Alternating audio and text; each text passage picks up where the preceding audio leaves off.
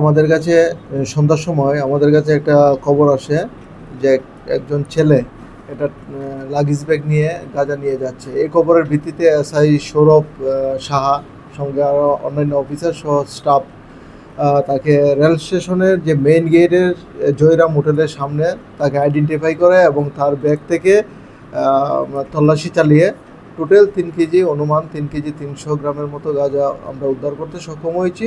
পরবর্তী সময় আমরা একটা স্পেসিফিক এনডিপিএস অ্যাক্টের মামলা নিয়েছি, যার number 79/2025 under section 20B 2B 27 clause A of NDPS act. আজকে তাকে আমরা 5 দিনের পুলিশ রিমান্ড চেয়ে আদালতে প্রেরণ করব।